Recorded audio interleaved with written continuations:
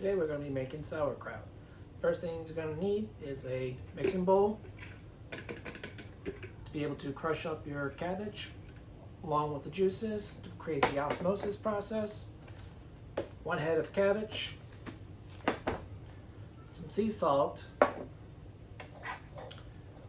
a mason jar or of something of your choice if you have a crock, a knife, if you have a mandolin that's even better, some glass weights, and a measuring scale. Alright, let's get started. So first thing first, let's go ahead and chop up our cabbage.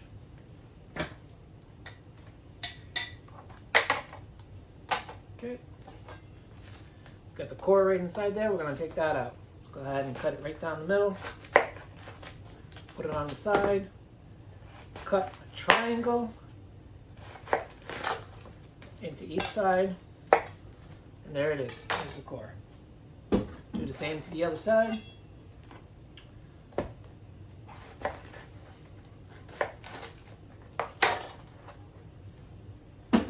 it disappears. Alright, now we're going to cut it in half again. Put the other half over there, right here. And then we'll go ahead and slice it up. Very fine slices is what you need. I mean, you could do big chunks if you want to, but if you want something to be able to fit on, like, say, like a hot dog or a bratwurst or anything like that, you want thin slices. You don't want a big piece that you're going to pull off all in one bite. Alright, push that to the side.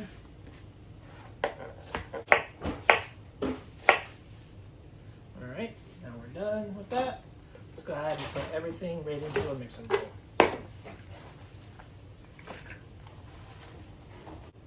Alright, so scale comes out to 2 pounds and 10 ounces. Okay, so now we're gonna have and figure out how much salt we need. So it's usually 2% to the volume of weight of cabbage of salt, sea salt, preferably. Alright, take that off. 2% of 2 pounds and 10 ounces comes out to 5 grams, 0.25 milligrams. So I'm just going to keep it a straight 5 grams of salt. Alright, so we'll go ahead and measure this out. Alright, we're in grams. I'm going to go ahead and put it right on the board.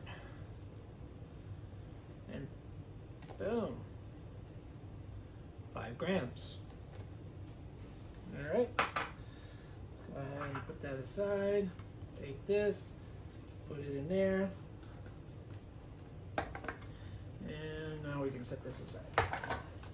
So now what we're going to do is we're going to go ahead and massage it with all the salt in there to help release the juices to create what they call an osmosis process of liquidating things from solid matter. Alright, because the same juices that we're going to use that as a topper to be able to create the anaerobic environment. Alright, so let's go ahead and do that.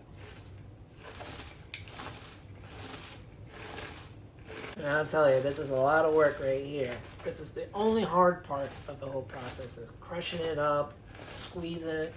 And I can already feel it, it's starting to shrink, and the juices are starting to come out. Doing sauerkraut is that it has a lot of health benefits to the gut, and by making this you're helping the digestive aid with a lot of other minerals that weren't there before, like vitamin C becomes increased, probiotic qualities, other minerals, and minuscules of vitamin B's as well. So alright, we're going to take a break and let the salt do its work. We'll come back here in about an hour and work it some more, and then we'll go ahead and press it into the jar and then put all the liquid on the top, weigh it down with some glass weights, and you'll see that very soon. Let's go ahead and do that. Alright, coming back to this, you can see that it's wilted down quite a bit. You can take it and you squeeze it with your hand and get all those juices out of there.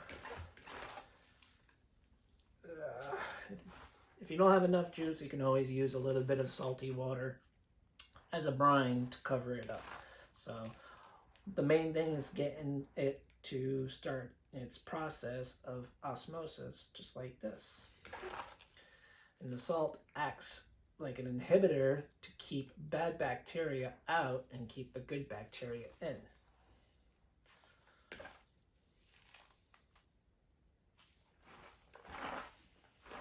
All right, so now we'll go ahead and take our jar. All right, and we're gonna go ahead and pack it right in there. Do it right over the bowl so you don't make a mess.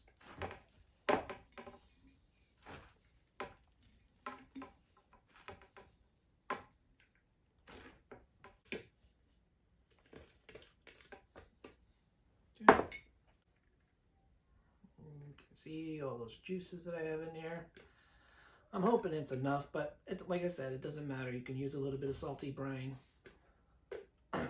to put on the top to make sure that your cabbage stays submerged in an anaerobic environment. All right. And now we're going to use a tamper. Stop. Forgot to mention this, sorry. Use a tamper if you have one, or if not, use your hand if your jar is big enough to stick your hand inside it. Don't try to do it on this because you'll probably get it stuck. Maybe ferment in your hand for 20 days. Alright, so all I'm doing is pushing it down, cramming it down as tight as I possibly can. Like I said, we don't want any air getting into here, so we want all the juices to come to the top. Make sure it's all in there. Scrape it down. I don't know if you can see it or not, but the juices are starting to come right up to the top. That's what we want to see. And get all the air bubbles right out of the bottom. No air cavities. Alright. That's what we want to see. Keep pressing. Keep pressing. It's a lot of work right here just getting it done. But hey, it's all part of the process. I'm gonna let it sit for a little bit, and we're gonna come back and tamper it some more. Waited a little bit more, and we can see that a lot of juices have come to the top. So now I'm gonna go ahead and tamper it just some more, squeeze it down as best as I can. And I think we got a good amount of liquid here. So we're good. We don't have to add any salty brine to it. So at this point, let's make sure your rim's clean. So now I'm going to take our glass weights. I have 4 of them here. That's preferably what you want right here. I'm going to go ahead and stick one in each corner.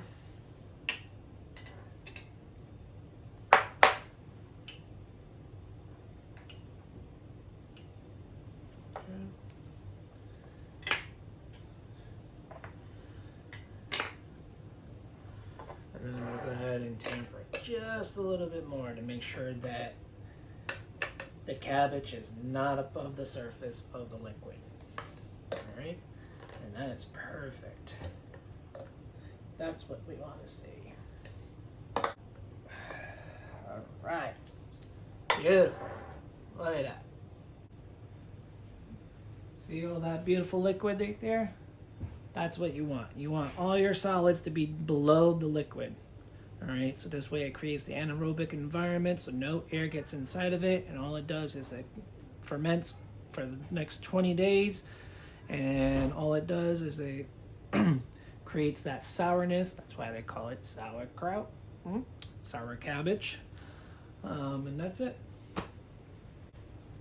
And then now, very simple, I like to use plastic wrap. You can use cheesecloth, whatever you want. But I'm going to go ahead and use some plastic wrap.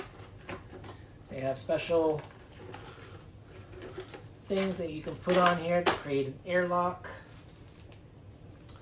But in this case, there's no need because we already have the liquid right there that is a salty brine and it's not going to expose anything.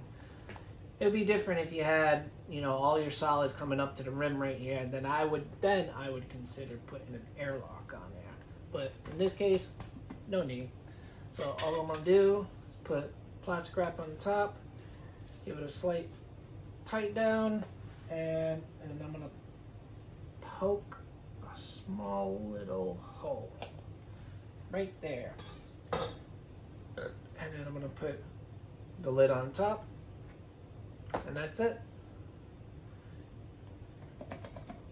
You can put another piece of plastic wrap on top of it, make sure it stays secure. But like really tiny, doesn't need to be much, right? Just something to hold the lid in place. But it also gives it the ability to be able to breathe now. So all the air, the gases that are creating inside there has an ability to be able to escape. Because if not, it will explode on you and you will have sauerkraut, smelly kitchen for who knows how long you're going to be able to have. You're going to be bleaching your kitchen to be able to get that smell out. But other than that, this is a tasty treat. It goes well with a lot of dishes. And I hope you got some good information out of this. And until next time, this is Jeremy's Test Kitchen signing out. And oh yeah, make sure you like and subscribe.